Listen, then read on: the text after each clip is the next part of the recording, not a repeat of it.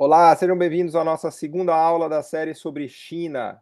A China escapou do neoliberalismo. Como a China conseguiu escapar do neoliberalismo? Eu sou o Paulo Gala e tenho a honra e a alegria de estar aqui com os senhores para fazer essa discussão baseada nesse magnífico livro da Isabella Weber, How China Escaped Shock Therapy. Aliás, um livro que foi traduzido pela Boitempo para português, então vocês podem ler em português também, como a China escapou da teoria de choque. Um livro que foi traduzido para vários idiomas, obviamente para o chinês, para o japonês, para o espanhol, e para o francês, para muitas outras línguas. É um livro que tem dado o que falar. Foi o melhor livro que eu li esse ano, sem dúvida, How China Escaped Shock Therapy. Eu prefiro ler inglês, que acho uma língua mais sucinta do que o português, apesar de adorar o português. E a Isabella Weber está fazendo muito sucesso com esse livro, foi eleita dentre uma das economistas mais importantes da geração dela, na Fortune. Estou na dúvida agora se é Time Next 100 ou Fortune, acho que é Time Next 100. Ela postou no Twitter dela ontem. Para quem não segue, sugiro que vocês sigam ela no Twitter, é bem legal, Isabella M. Weber. Essa Time Next 100 tenta antecipar quais serão as 100 pessoas mais influentes no globo nos próximos anos, né? E a Isabella Weber está lá, né? Ela inclusive engajou num debate com o Paul Krugman, ganhador do Prêmio Nobel, com o Olivier Blanchard, que faz esse famoso livro de macroeconomia, que talvez vocês tenham visto já, que é o Macroeconomia, que todo mundo usa, eu mesmo uso na GV há mais de 20 anos para dar aulas de macroeconomia. Ela se engajou num debate com ninguém mais, ninguém menos do que esses dois, sobre controle de preços, inclusive, né? Uma das partes legais desse livro. Para quem está chegando agora, essa aqui é a segunda aula aberta, online, gratuita, que eu estou dando aqui nas minhas redes sociais sobre o livro da Isabella. Aproveito para convidar para assistir a aula que eu dei ontem, que é a introdução ao tema.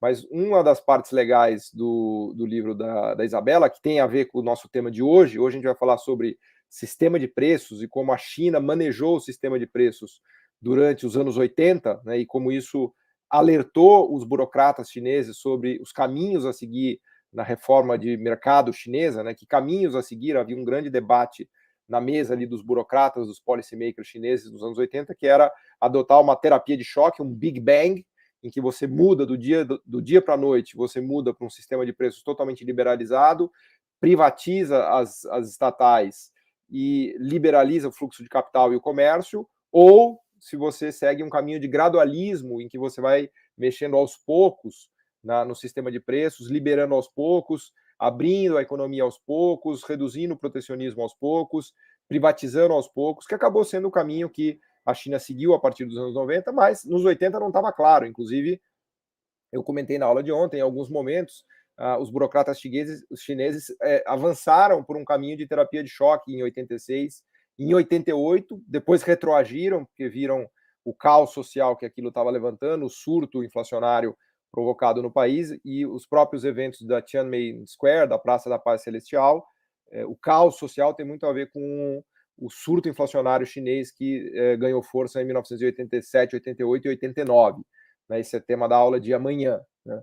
Mas para colocar aqui a questão para a gente discutir, eu queria lançar essa ideia de que estava na mesa dos burocratas chineses nos anos 80 o Big Bang, que é a terapia de choque, ou o gradualismo, que é uma transição gradual para o sistema de mercado. E a Isabella Weber resgata uma discussão muito legal, que eu já conhecia, mas que não tinha visto de forma tão bem feita e tão detalhada, que foi a discussão sobre o controle de preços na economia americana. Né? Olha que legal, estava falando que ela fez um debate com o Paul Krugman e com o Blanchard sobre possibilidade de controle de preços nos Estados Unidos. Agora, com o Covid, durante a pandemia, voltou com força essa discussão sobre se fazer controle de preços ou não na economia americana. Quando a inflação beirou ali os 10%, esse debate estava muito aquecido. Agora acalmou já, porque a inflação americana cedeu para os 3% e a coisa deu uma tranquilizada. Mas há 2 anos atrás, esse debate estava muito aquecido de controle de preços na economia americana. E olha que legal, o capítulo 2 do livro da Isabella Weber é sobre o controle de preços da economia americana durante a Segunda Guerra Mundial. O título em inglês é From Market to War Economy and Back, American Price Control During the Second World War and its Aftermath. Ela faz toda uma discussão aqui de como a economia americana operou com preços controlados durante toda a Segunda Guerra Mundial. Uma economia de guerra tinha a necessidade de redirecionar toda a produção para para armamentos, para tanques, para jatos, para navios, para submarinos, para bombas, para mísseis, e, portanto, tinha o grande desafio de como alocar isso, de como coordenar isso, e todo esse direcionamento foi feito com controle de preços, né? Vejam vocês, haviam vários comitês de controle de preços na economia americana, os preços não eram livres, eles eram regulados pelo governo, o controle de preços só foi abolido em 1949, né? Durante toda a Segunda Guerra Mundial, até 1949, a economia americana operou sobre controle de preços. Aliás, tem um livro maravilhoso que eu recomendo leitura para vocês, que é o How to Pay for the War, do Keynes, como se pagar pela guerra, em que o Keynes analisa a economia americana bombando já na Segunda Guerra, né? Que era, aliás, um caso totalmente anti-keynesiano, né? O caso keynesiano clássico é de uma economia com ociosidade, com desemprego elevado, em que o governo precisa estimular a economia para ela chegar no pleno emprego, usar toda a capacidade produtiva, dar emprego para as pessoas e produzir o máximo possível, né? O caso mais geral de uma economia, também conhecido como o caso keynesiano, é o caso em que a economia opera abaixo do pleno emprego, em que falta oportunidades de trabalho para as pessoas e que há muita ociosidade, né?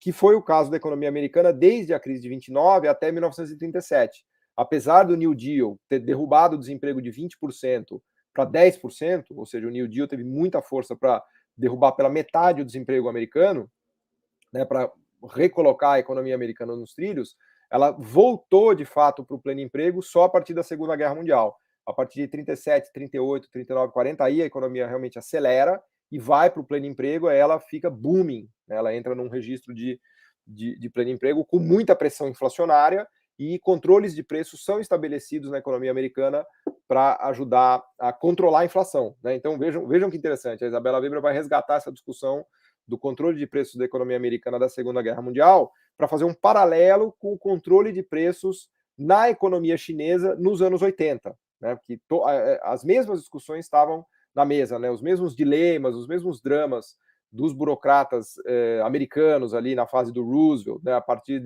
dos anos 40, eram dramas da cabeça dos burocratas chineses no final dos 70, 79, 80, 81, para como transitar a economia chinesa para um sistema de mercado, né? Ou via Big Bang, ou via gradualismo, que é o que acabou ganhando força, né? Então fica também essa dica para vocês. Bom, a dica para ler o livro, né? Essas 4 aulas que eu estou fazendo aqui com vocês é para ler o livro da Isabella Weber, para ler o livro todo, que é fascinante, é muito bom, muito bem escrito.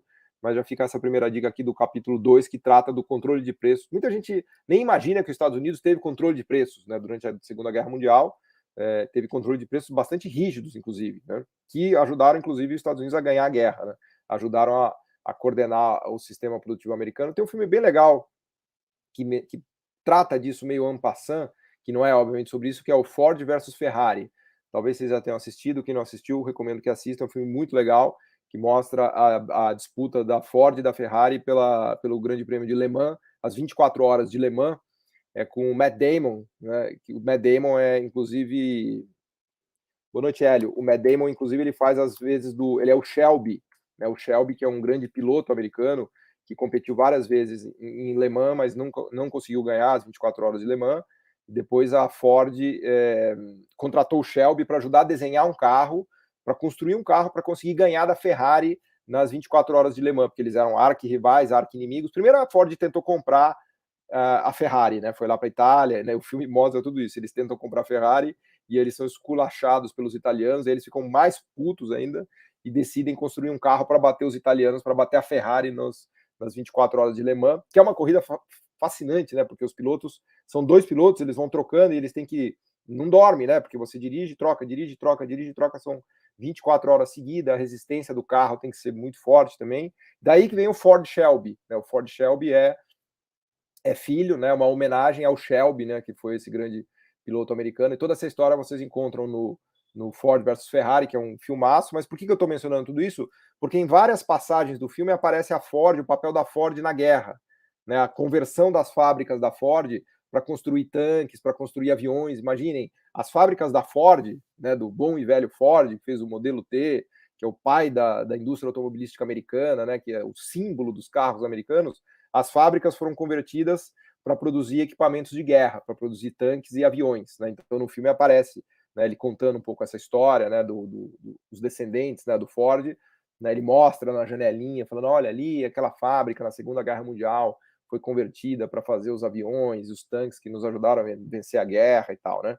Então isso dá uma ideia de como foi a economia americana durante a Segunda Guerra Mundial, né? Ela operou de uma maneira totalmente controlada, né, com controle estatal violentíssimo e com controle de preços muito forte. Não dava para deixar os preços soltos porque a inflação ia sair do controle. Era uma economia que operava em pleno emprego, bombando, né, com escassez em vários lugares, né, um monte de escassez, porque os recursos produtivos da economia estavam voltados para produzir equipamentos de guerra, e aí faltava roupa, faltava comida, faltava um monte de coisa, né? Então o controle de preços foi usado como solução para não ter um surto inflacionário ainda mais violento na Segunda Guerra. Não, Júlio, ele parou de produzir isso, foi só lá atrás. Não, a Ford, que eu tenho a notícia, está fora faz muito tempo de equipamento bélico. Não? Mas é um filme legal, né? E se conecta com a nossa discussão de hoje. A nossa discussão de hoje é sobre a grande escolha que os burocratas chineses tiveram que fazer nos anos 80 sobre que caminho seguir para transitar a economia chinesa para uma economia de mercado, né, para uma economia mais voltada ao mercado que respondia a preços relativos. Né? Só recapitulando um pouquinho da aula de ontem, a situação da China no final dos 70 era catastrófica, os burocratas chineses fizeram um levantamento, né, depois da morte do Mao Tse-tung, especialmente o Deng Xiaoping, né, que é o grande líder, fizeram um levantamento da situação chinesa para chegar à conclusão que, para não dizer que estava sendo um fiasco a revolução, né, porque os comunistas não gostam que se diga isso, mas ia muito mal, né? Na verdade, ia muito mal. A comparação que os próprios burocratas chineses fizeram com o resto do mundo é que a China estava bem atrás, né? Bem atrás de Brasil, bem atrás de América Latina, bem atrás da Ásia do Leste, muito atrás de Taiwan, muito atrás de Coreia do Sul, né? Realmente tinha, o resultado não era nada bom, muita gente morrendo de fome, né? Ainda tinha os dois grandes fiascos, né, da grande revolução cultural, que abafou toda a discussão, inclusive científica, na China dos 70, e a grande fome, que matou pelo menos 10 milhões de pessoas, né, e a gente vai falar, isso também é tema da aula de hoje, a grande fome dos 70, que foi resultado de um controle de preços, né, de um controle de preços que, obviamente, impedia a produção de alimentos. Né, era um sistema estatizado e controlado de preços que botava os preços lá embaixo, né, de alimentos, né, havia todo um conflito, e a Isabella Weber mostra isso muito direitinho no livro, né, sempre, durante os 70, havia um conflito muito forte entre o campo e a cidade. Aliás, essa é uma tensão permanente, né, na história da China recente, porque os preços de alimentos eram fixados lá embaixo, propositalmente pelo governo, como chama, os camponeses, né, os peasants, né, os camponeses eram obrigados a entregar, a vender o alimento para o Estado a preços muito baixos, né, praticamente sem ter lucro, e esses alimentos eram transferidos para os trabalhadores urbanos num regime de industrialização forçada, bem parecido com o modelo soviético. Né? É evidente que a China se inspirou nos 70 no modelo soviético, e a ideia era deixar os preços agro lá embaixo, para deixar a comida barata para os moradores das cidades e para esses trabalharem nas indústrias e acelerarem o processo de industrialização. Então havia um foco muito grande na industrialização pesada e um descaso em relação à industrialização mais leve, mais light de alimentos processados, de vestuário, né, desse tipo de coisa, e um menosprezo, por assim dizer, aos camponeses, né, e as fomes acabaram resultando disso, de um sistema de preços que estava completamente torto, porque, assim, mal comparando, fazendo uma explicação quase besta, né? Quando você fixa o preço da comida lá embaixo, dos grãos lá embaixo, do trigo, da soja, do milho, do arroz, ninguém produz trigo, milho, soja e arroz. É óbvio, não é difícil entender isso, né? Se o governo fixa o preço dos alimentos lá embaixo, há uma escassez generalizada de alimentos, porque não há preço que remunere a produção dos alimentos. E o governo fazia isso, né? A ideia do governo era transferir os excedentes do campo para a cidade, para os trabalhadores urbanos. Então, eles deixavam o preço muito baixo dos alimentos para que os trabalhadores da cidade pudessem comer de maneira barata, mas às custas, né, de uma pobreza gigantesca no campo e de um nível de produção totalmente insuficiente. Insuficiente a ponto de causar a grande fome. Né? A grande fome nada mais foi do que uma ideia equivocada de deixar o preço dos alimentos lá embaixo, isso é obviamente a minha leitura, a minha interpretação, né? Deixar o preço dos alimentos lá embaixo, que não estimulou a produção de alimentos, né? O que resultou numa escassez de alimentos dramática na China dos anos 70, né, dos 60 e dos 70, resultando em grandes fomes, né, que foi, obviamente, um tremendo fiasco para a Revolução. Né? Ninguém queria fazer uma revolução comunista para as pessoas morrerem de fome e para ter uma pobreza gigantesca. Era um negócio totalmente contrassenso. Né? Aliás, é legal porque a Isabella Weber mostra como no final dos 70 os burocratas chineses estavam batendo cabeça com isso. Falaram, peraí, deixa eu ver se eu entendi bem. Eu fiz uma revolução comunista para ter um monte de pobre e as pessoas estarem morrendo de fome. Né? Então, nesse sentido, estava dando muito errado. É claro que eles não podiam falar isso de maneira tão aberta, porque eles eram perseguidos e exilados, mas depois da morte do Mao Zedong, houve uma abertura, um arejamento nesse debate. Inclusive, um resgate dos departamentos de economia e do debate da discussão econômica, porque a própria ciência econômica, o próprio debate econômico, durante os anos 70, foi sufocado na China, o que foi muito ruim. Né? O pensamento científico econômico, por assim dizer, foi sufocado durante os anos 70, né, no movimento da Revolução Cultural, e começa a ser resgatado a partir de 78, 79 e 80. Né? Eu estou aqui fazendo um contraponto maior entre o Deng Xiaoping e o Mao Tse-tung, mas eu entendo que a leitura mais comunista faz a leitura de continuidade entre o Mao Tse-tung e o Deng Xiaoping, o que é verdade. Né? O Deng Xiaoping é o grande discípulo e seguidor do Mao Tse-tung, né? Mas, obviamente, que a gente pode carregar mais nas diferenças ou nas semelhanças. Né? Eu estou fazendo uma leitura aqui mais de diferenças, né? Que é inclusive o foco da Isabella Weber, do que mudou, né, com o Deng Xiaoping. Né? Mudou que a China caminhou para um sistema, obviamente, orientado ao mercado, né? Muito mais orientado ao mercado, e uma abertura do pensamento econômico, dos debates econômicos, da discussão econômica, a partir do final dos 70 e início dos 80, houve um florescimento, um renascimento do pensamento econômico chinês, da discussão, né, de economia entre os burocratas, os policymakers e os economistas chineses. Esse é um tema também muito legal do livro da Isabella. Né? E isso foi muito importante para informar as decisões de política econômica dos anos 80 e dos anos 90, e depois dos pós-2000, até hoje, até o Xi Jinping de hoje. Né?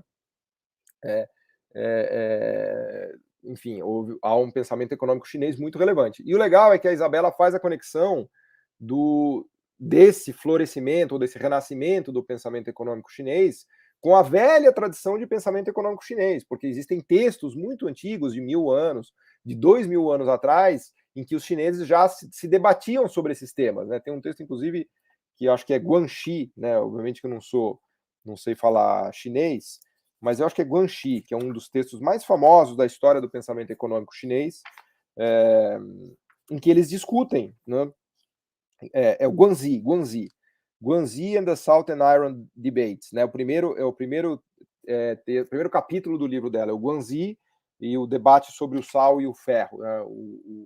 O que é leve e o que é pesado, né? Que é um texto milenar, acho que de mais de 1000, 2000 anos, da história do pensamento chinês, em que os burocratas lá da época de milênios atrás da sociedade chinesa já debatiam sobre quais preços deveriam ser controlados e quais preços não deveriam ser controlados. Isso já é uma espécie do embrião do sistema de preços que foi adotado nos anos 80, que a gente vai discutir na aula de hoje, que é o sistema conhecido como dual track, o sistema de 2 trilhos. O sistema de 2 trilhos é um sistema onde um trilho correm os preços controlados pelo Estado. Os preços mais importantes seguiram sendo controlados pelo Estado, né? Então, o preço de petroquímico, de aço, de alimentos básicos, de arroz, de soja, de algodão. E os preços mais light, menos relevantes, foram liberados para o mercado, né? De vestuário, móveis, sapato, coisas menos complexas. Né? Essa ideia do dual track é que numa trilha você libera os preços menos relevantes para o mercado determinar demanda e oferta, e no outro, no de preços mais pesados, né? E aí que vem a ideia do iron e salt, nos mais pesados o governo continua com uma mão firme controlando, regulando esses preços, até que o sistema tenha transitado, obviamente, para uma economia mais regulada para o mercado, como foi a China dos 90. Nos 90, a China abandonou o dual track e migrou já para um sistema mais liberalizado de preços. Né? Esse é o tema que eu queria tratar com vocês na aula de hoje. Né? Mas o legal é que no Guanxi, destacado aqui pela Isabella Weber, já tem essa discussão. Né? Lá atrás, os burocratas chineses estavam discutindo se eles deveriam regular o preço do sal ou deixar para o próprio mercado, e estamos falando de China de 2.000 anos atrás, né? De um país e de uma sociedade milenar, né? Então eles debatiam se o sal deveria ser deixado regulado o preço pelo mercado, e se o ferro, né, o minério de ferro, que era fundamental já para a metalurgia daquela época, né, se ele deveria ser deixado também para ser regulado pelo mercado ou definido o preço pelo Estado, né? Então, por que eu estou resgatando aqui o Guanzi? Só para mostrar que há uma conexão, né, entre esse renascimento do pensamento econômico chinês do final dos 70 e início dos 80 com o antigo pensamento econômico chinês. Tinha sido abafado durante a Revolução Cultural e que depois retoma e que vai ser fundamental para as transformações dos anos 80 e dos anos 90. Né? Que um pouco que o Zé Vini está falando aqui, não importa se o gato é preto ou branco, contanto que ele consiga pegar ratos. E depois, né, me ensinou o Elias Jabbour que, contanto que o olho do gato continue vermelho. Né? Esse seria o final da frase que as pessoas esquecem de falar. Contanto que o olho do gato seja vermelho, né? Ou seja, que ele tenha um compromisso com o comunismo e com o socialismo. Né? Mas o pragmatismo é o que se destaca realmente obviamente, no policy making, né, nesses burocratas chineses dos anos 80, e eles acabam seguindo por uma via pragmática, né, pela via do gradualismo e não pela via do tratamento de choque, da terapia de choque, do Big Bang, né, e isso também foi tema da aula de ontem, né,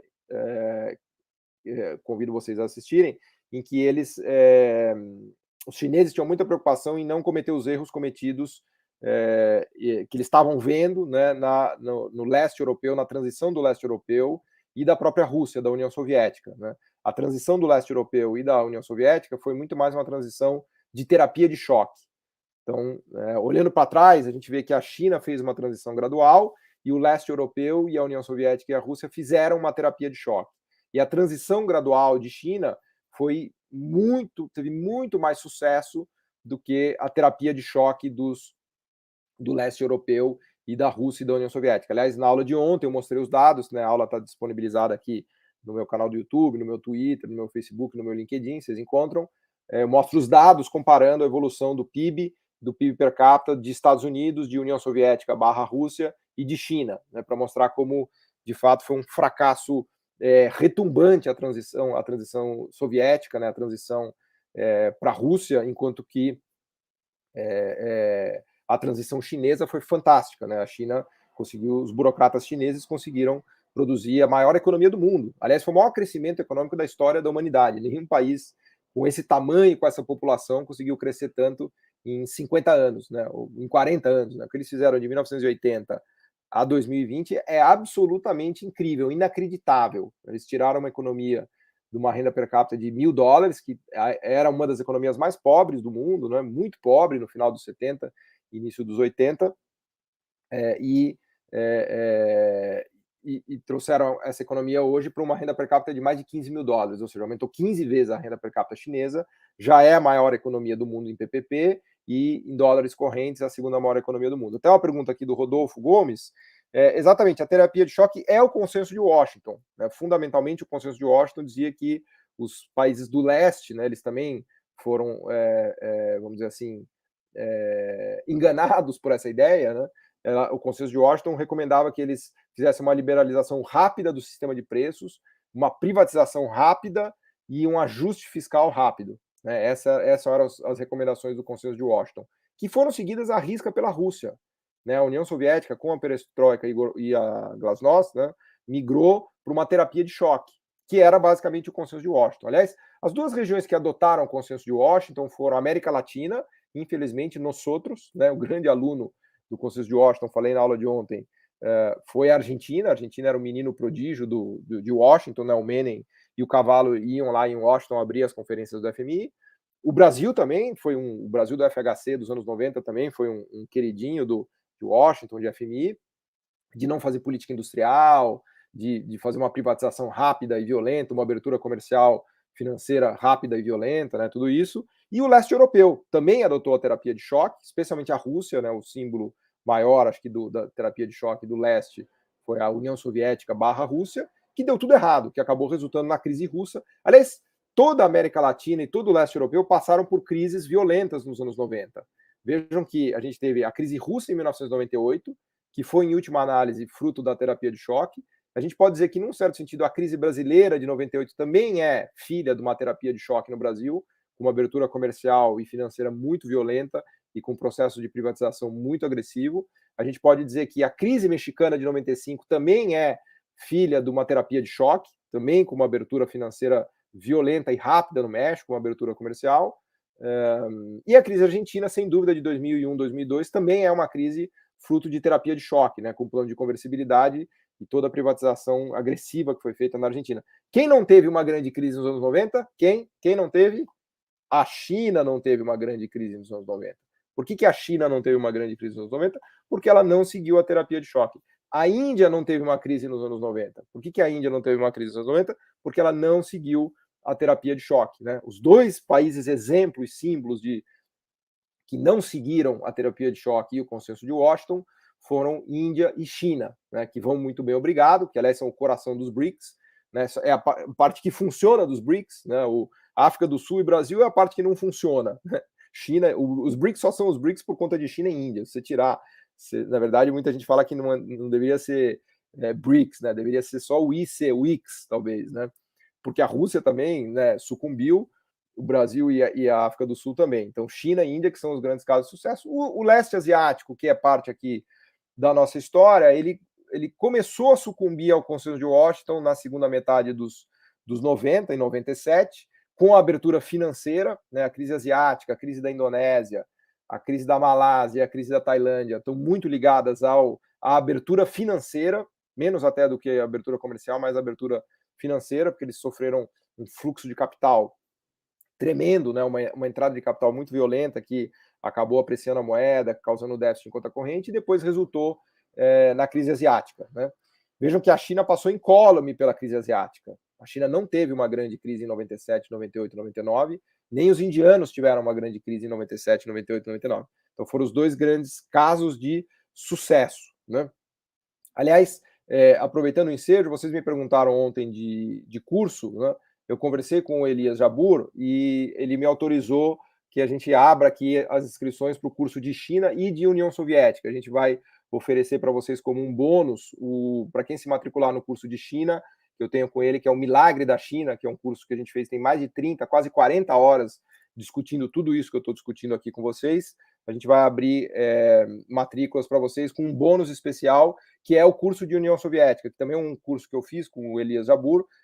Ele, obviamente, é o grande especialista nisso. Aliás, ele deu um show nesse curso, as aulas são fantásticas. Né? Ele conta a história da União Soviética, da ascensão e queda da União Soviética como ninguém. Né? Ficou maravilhoso, fantástico esse curso. Ontem vocês me perguntaram sobre esses dois cursos, né? Que tem lá na nossa Escola de Economia e Finanças. Então, quem está na Escola de Economia e Finanças tem acesso a esses cursos. E quem quiser, a gente também tem agora aqui como bônus para vocês.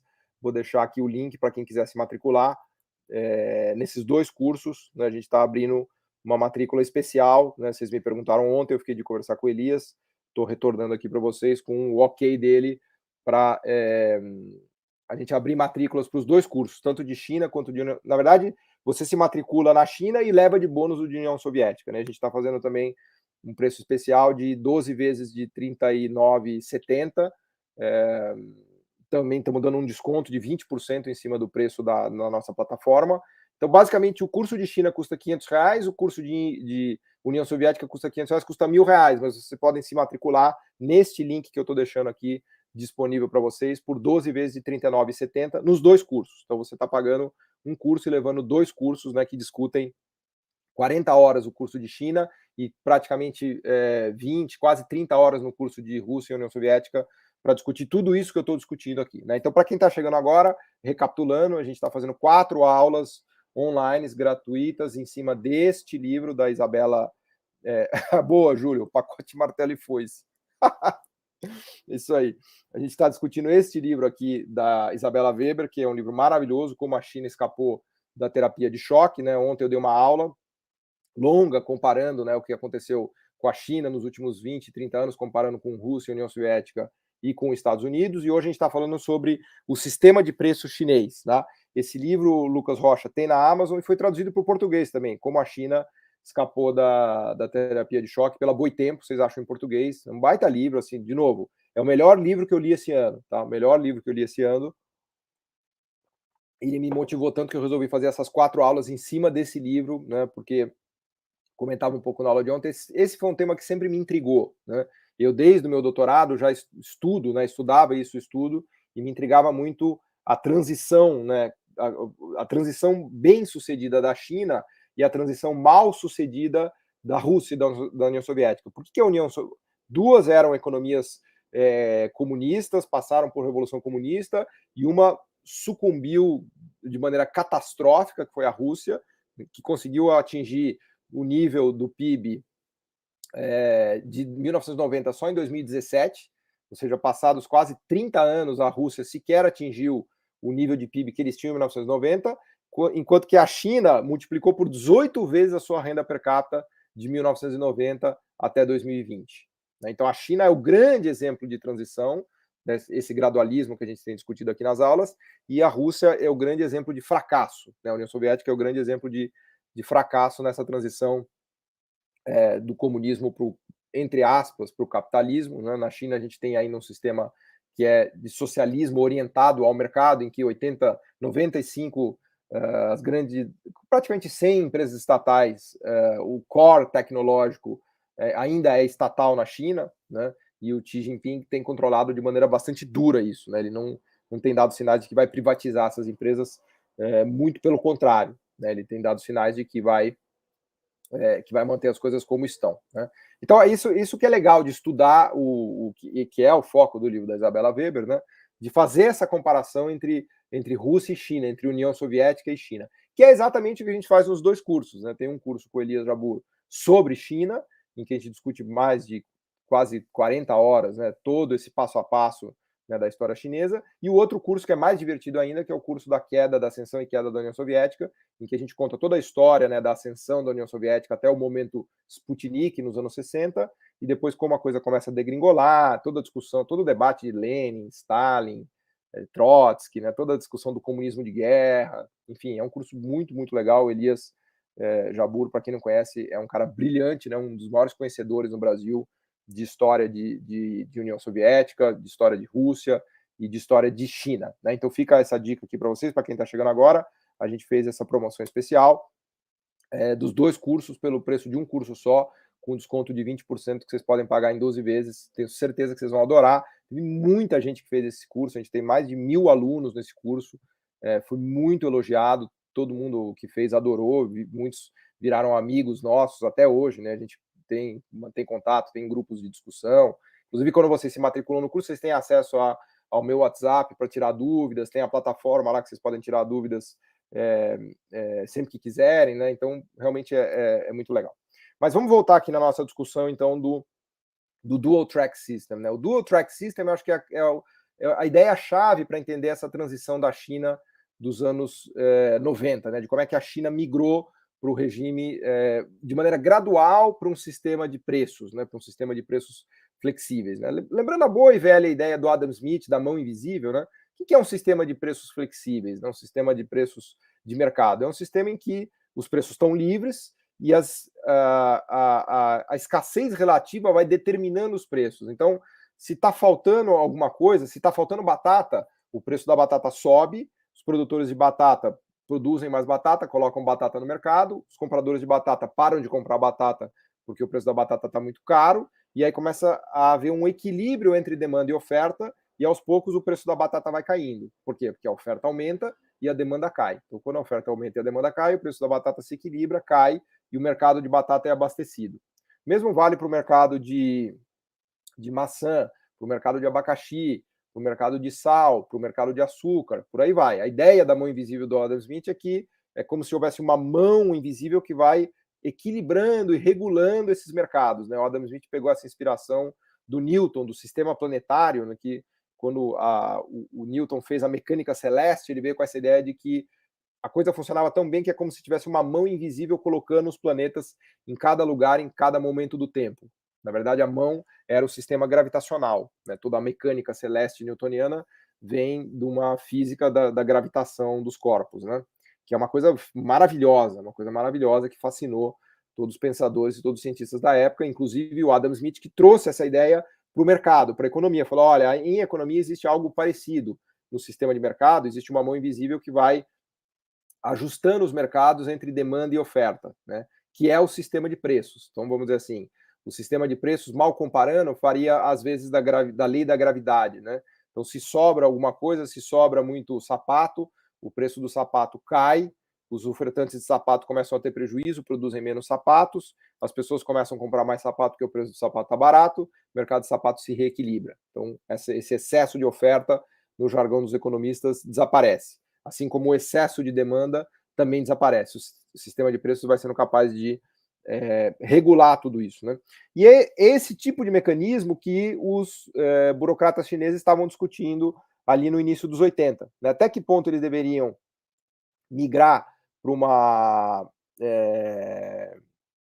até que ponto eles deveriam migrar para um sistema de livre mercado, né? Simplesmente deixar os preços funcionarem, né? E, portanto, deixar essas altas e quedas de preços controlarem os excessos de oferta e os excessos de demanda, né? De uma vez, ou seja, até que ponto eles deveriam transitar para o Big Bang, né? De uma hora para outra, sair de um sistema travado, estatizado, controlado de preços para um sistema de preços de mercado, ou se eles deveriam fazer isso de maneira gradual e soltando aos poucos os preços menos relevantes e depois os preços mais relevantes, que é o tal do Dual Track System, que é o que acabou vigorando com mais força durante os anos 80, foi o Dual Track System, começando pela agricultura, né? Na agricultura o sistema teve um grande sucesso, as primeiras reformas foram feitas na agricultura chinesa em 79, 80, até o 84, né? E a Isabela mostra isso aqui direitinho no capítulo sobre o Dual Track System, que é um capítulo maravilhoso também, não sei como foi traduzido para o português, é o Market Creation versus Price Liberalization, Rural Reform, Young Intellectuals on the Dual Track Price System, é o capítulo 6, né? E ela mostra como isso aqui conseguiu resolver o problema da falta de alimentos. Não estava tão dramático como foi na Grande Fome, mas a China termina os 70 e inicia os 80 ainda com um drama ali de falta de alimentos, de escassez de alimentos. Isso era um grande problema para os burocratas chineses. Não podia faltar comida, pelo amor de Deus, né? E eles começam a liberar aos poucos os preços de alimentos nesse dual track. Então, no dual track básico, né, que é o sistema de duas trilhas, para alimentos e para o agro, o que eles fizeram? Eles mantiveram a cota, o preço básico definido pelo Estado e a cota que os trabalhadores tinham que entregar para o governo, para as estatais, né? Para as províncias e para os municípios, e a outra parte, o excedente, eles foram autorizados a vender no mercado. E as próprias empresas, as town villages, as empresas ali dos municípios e dos estados, começaram também a ser autorizadas a vender o excedente para o mercado. Então, ao invés de liberar tudo de uma hora para outra, eles liberaram só o excedente. Né? Então, falaram assim, olha, a gente tem uma cota aqui que tem que ser cumprida, essa cota vocês têm que entregar, porque é a parte do alimento que vai para os trabalhadores das cidades. Isso aqui é mandatório e tem que ser no preço X que eu vou determinar. Então, os camponeses eram obrigados a entregar a produção deles neste preço, nesta cota. O que eles produzissem a mais, na margem, era deles, e eles podiam vender no mercado. E eles podiam ganhar dinheiro e lucrar com isso. Então, isso provocou uma verdadeira revolução no campo chinês. Porque, de repente, o sistema migrou para um em que os camponeses podiam ganhar dinheiro produzindo mais, ou seja, a produtividade deles era remunerada. O aumento de eficiência era remunerado, né?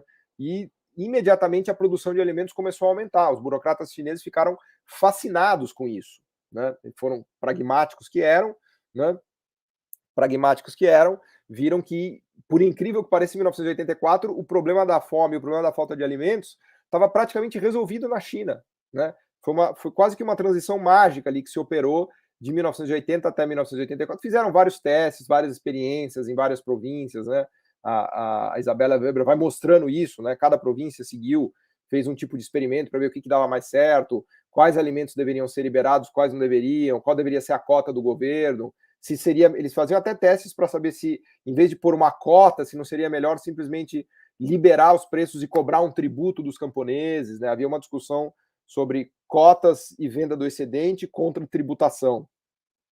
E eles chegaram à conclusão que a tributação era pior do que as cotas com excedente, porque as cotas, na verdade, acabavam ajudando nos momentos de excesso de oferta. Quando estava sobrando alimentos e os preços começavam a despencar, as cotas eram uma garantia para os produtores que eles iam encontrar um lugar para vender a produção deles. Então as cotas ajudavam a estabilizar a produção de alimentos.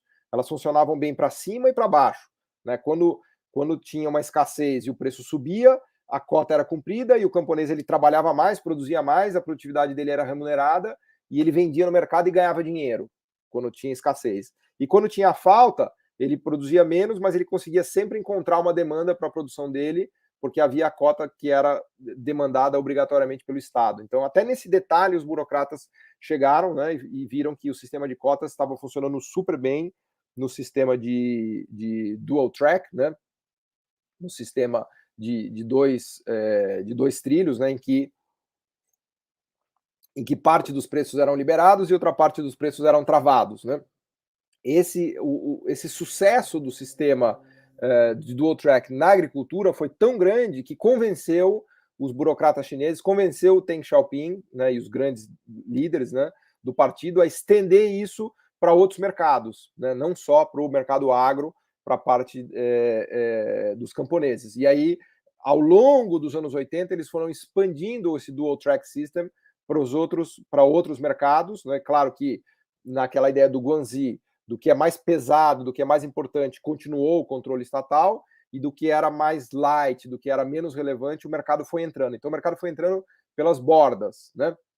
Qual era o temor deles? O temor deles era que, se liberasse tudo de uma hora para outra, podia entrar um surto inflacionário. Porque a economia chinesa era uma economia de escassez generalizada. No início dos 80 faltava tudo. Faltava comida, faltava roupa, faltava bota, faltava sapato, faltava aço, faltava petroquímico, faltava tudo. Uma economia pobre com uma escassez generalizada. Então, a ideia friedmaniana meio simplista, quase besta, não, libera todo o sistema de preços, os preços vão lá para cima, isso vai sinalizar que está faltando um monte de coisa, os produtores vão começar a produzir, né, na ideia de mão invisível, o aumento de oferta virá e os mercados vão se equilibrar. Isso é uma coisa que você pensa que, em tese, pode funcionar, mas na prática criou surtos inflacionários fora de controle. Né? O que a gente viu na Rússia foi um surto inflacionário, foi uma crise inflacionária que acabou resultando numa grande crise econômica nos anos 90. Então, o grande temor dos chineses era sair de uma situação de inflação completamente controlada, que a economia chinesa não teve problemas de inflação nos anos 70, né, e, de repente, nos 80 começou a pipocar a inflação aqui e acolá. O grande drama, o grande medo deles era que a transição para o sistema de mercado provocasse uma inflação fora de controle. Por isso que eles foram indo com jeito, né? Às vezes aceleravam, às vezes reduziam. Né? Então, em 1986, eles deram mais uma acelerada, a inflação subiu muito, eles retroagiram.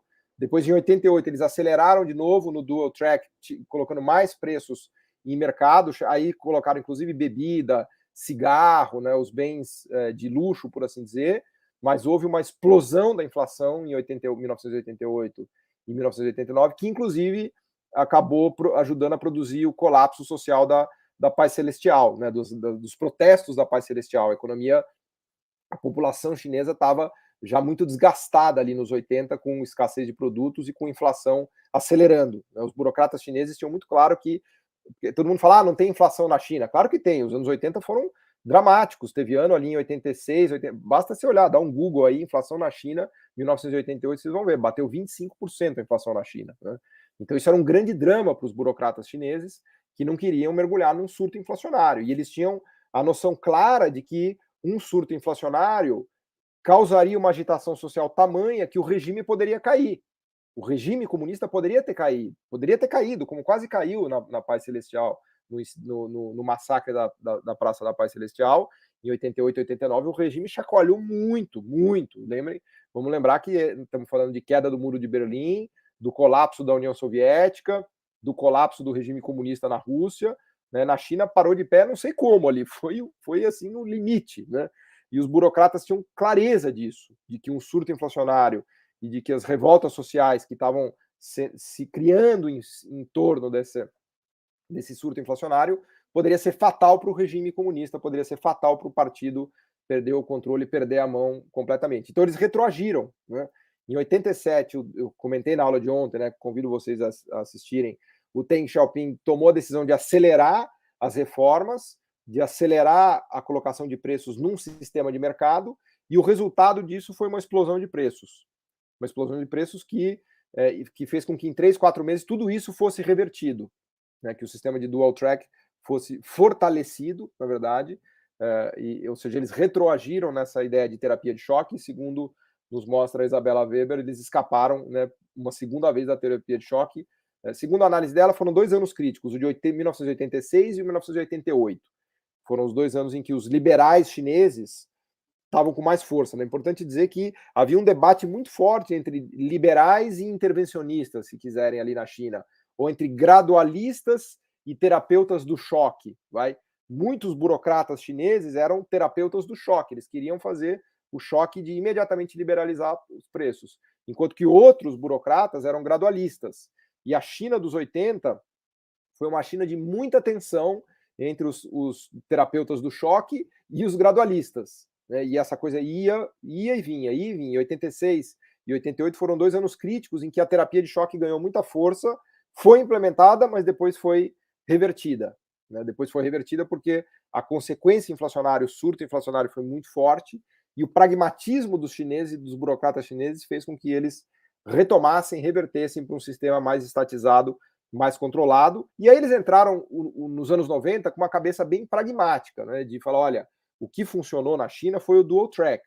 Então não vamos cair nessa roubada de achar que tem que liberalizar tudo, fazer o Big Bang, fazer terapia de choque, que a gente pode perder a mão completamente da situação da economia chinesa. Vamos seguir aqui numa economia, como diria o Elias Jabbour, do projetamento, vamos seguir aqui fazendo o nosso planejamento, com um sistema híbrido, né? O Elias Jabbour fica bravo quando a gente fala que é um capitalismo que os chineses fizeram um capitalismo de Estado, e que é verdade, porque todo capitalismo é capitalismo de Estado, né? Nenhum capitalismo para de pé sem o Estado, porque as regras, né, as leis, todas elas são definidas pelo Estado, então, por definição, todo capitalismo é capitalismo de Estado. Mas quando a gente fala, né, de maneira corriqueira, de maneira vulgar de capitalismo de Estado, o que a gente está falando, na verdade, é um capitalismo em que tem mais intervencionismo, né, em que a mão estatal é mais pesada, né, que acabou sendo o caso de todo o desenvolvimento econômico chinês e do indiano também. O indiano ele tem muitas semelhanças, né, com isso, e certamente não foram capitalismos à la consenso de Washington. Né, a terapia de choque é o bom e velho consenso de Washington. Então, quem seguiu o consenso de Washington foi a América Latina, foi o leste europeu e foi a Rússia, né? E quem não seguiu o consenso de Washington foi o leste da Ásia, a China e a Índia. Né? Não à toa hoje a maior economia do mundo é o leste da Ásia, a China e a Índia, com um PIB de mais de 13 trilhões de dólares. A América Latina, coitada, sucumbiu, capotou completamente. E o leste europeu agora tem até se recuperado bem. Né?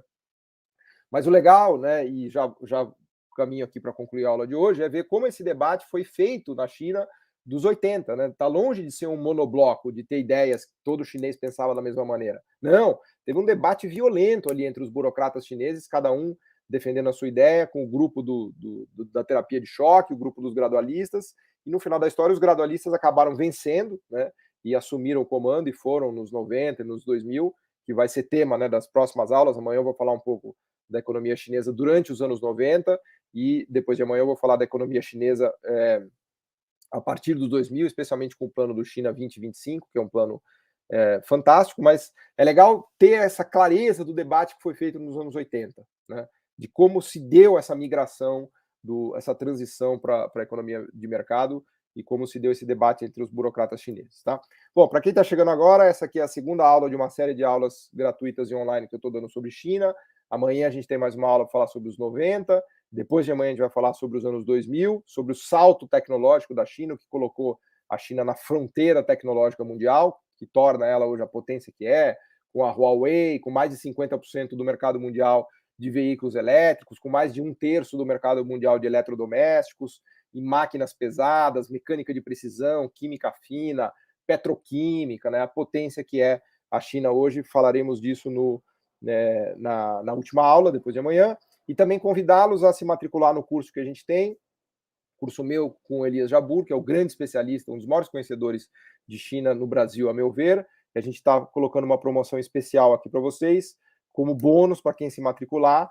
Leva também o curso da Ascensão e Queda da União Soviética. Né? Teve alguém aqui que falou que é o pacote foice e martelo, né? Vocês não vão encontrar análise, modéstia à parte, e o mérito aqui é todo do Elias, uma análise mais bem feita da transição, né, do processo de transição da economia chinesa e da economia soviética para o sistema de mercado do que tem nesses dois cursos nossos aqui. Aqui tem um pacote para vocês com mais de 50 horas dessa discussão, feitas por mim e pelo Elias Jabbour, com uma indicação de bibliografia gigantesca. Isso aqui é apenas um livro, né? Estou fazendo essas 4 aulas em cima desse livro aqui, mas a gente indica para vocês mais de 100 livros, né, para vocês lerem, que tratam de toda essa discussão, tanto no curso de China, né, são mais de 30, quase 40 horas sobre China, e tanto no curso de China quanto no União Soviética e Rússia, que tem mais de 20, quase 30 horas, com uma literatura farta também, debatida por mim e pelo Elias Jabbour. Eu que sou economista de formação, mestrado, doutorado, graduação,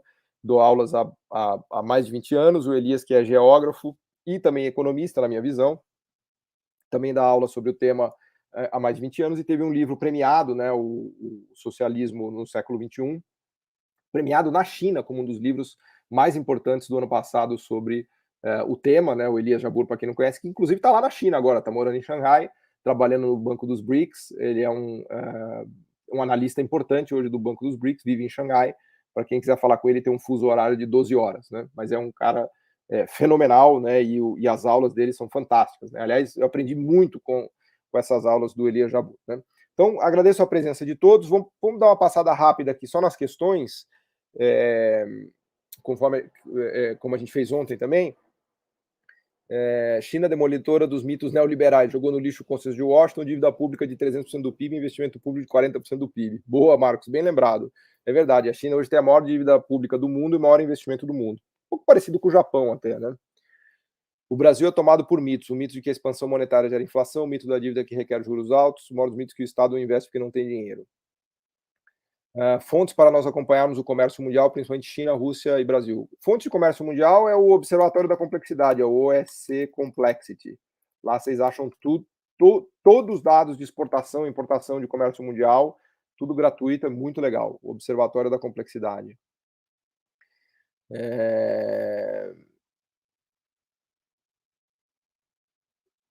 Tá, aqui tem uma discussão do Marcos e do Tiago. Funciona se a economia tem capacidade produtiva. O problema do tratamento de choque é pouca capacidade produtiva. Perfeito, Tiago, exatamente isso. Aliás, foi até bom você ter mencionado isso. O grande desafio de uma economia estatizada para o mercado é que ela tem muita falta de capacidade produtiva. Falta petroquímica, falta aço, falta tudo. Então não adianta você achar que simplesmente liberalizar os preços vai produzir, vai brotar da terra uma indústria petroquímica, uma indústria siderúrgica, todas as indústrias que faltam, né, especialmente essas mais difíceis. Por exemplo, na Coreia do Sul, que era um regime capitalista, eles fizeram a estatal do aço. A POSCO, até hoje, ainda tem uma participação estatal muito relevante. A POSCO está entre as 3 maiores produtoras de aço do mundo, né, que é a Pohang Steel Company, que foi feita na época do general Park. Né, ele criou uma estatal do aço porque ele tinha clareza que sem aço a Coreia do Sul não ia conseguir fazer navio, não ia conseguir fazer carro, não ia conseguir fazer nada. A Hyundai não existiria sem a POSCO. Né? Então ele criou de maneira estatal a POSCO para abastecer de aço a Coreia do Sul. Ele se inspirava, inclusive, no modelo japonês. Então não adianta achar que você vai liberalizar os preços e vai brotar uma siderúrgica, né, que requer um investimento gigantesco e uma capacidade tecnológica enorme. Né? Ainda que os chineses foram muito ajudados pelos soviéticos no início da siderurgia chinesa, né? Assim como os japoneses acabaram ajudando os coreanos na POSCO e no início da siderurgia coreana. Né? Hoje, a China tem mais de 50% da produção mundial de aço. Né? Ridículo. O Brasil, até estava num seminário esses dias, conversando com o CEO da Vale estava conversando com o CEO da Vale no seminário, e ele trabalhou muito tempo na Cosipa, ele é um grande especialista de siderurgia no Brasil. A Cosipa, para quem não sabe, era uma estatal brasileira que produzia aço lá em Cubatão. Ele trabalhou lá durante muito tempo e ele nos trazia informação que hoje a Cosipa, que depois foi comprada acho que foi a ArcelorMittal, que é indiana, vejam onde foi parar a nossa estatal, foi parar na mão dos indianos. E ele dizia que hoje a ArcelorMittal, a unidade lá de Cubatão, produz praticamente o que produzia há 20, 30 anos atrás. Aliás, o volume de aço que o Brasil produz hoje não é muito diferente do que o Brasil produzia há 20 anos atrás. Isso é ridículo. Ridículo. Se vocês olharem o volume de aço que a China produz hoje, comparar com o que ela produzia 20, 30 anos atrás, eu chutaria aqui que hoje ela produz, sei lá, 50 vezes mais. Se vocês olharem o volume de aço que a economia da Índia produz hoje e o que ela produzia 20, 30 anos atrás, também é um múltiplo gigante, né? Então, só para dar um exemplo do que é desenvolvimento econômico de verdade, né? O que é desenvolvimento econômico de fato, né? Então, bem lembrado, Tiago, bem lembrado, né? O Big Bang funciona se a economia tem a capacidade produtiva instalada, mas se ela não tem siderurgia, não tem petroquímica, não tem petróleo, não tem nada, não adianta você simplesmente liberalizar os preços e achar que vai nascer ali magicamente uma capacidade produtiva, né? Boa.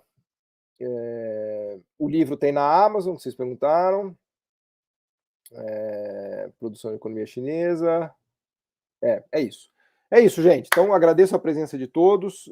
Fica aqui o convite para vocês assistirem a aula que eu dei ontem. Amanhã falaremos sobre os anos 90, depois de amanhã falaremos sobre os anos 2000. Tem muita coisa legal ainda para a gente discutir de China, né? É um universo de estudo infinito. Fica a referência desse livro, para quem não leu, comprem e leiam, que é fantástico. Como a China escapou da terapia de choque, tem em português.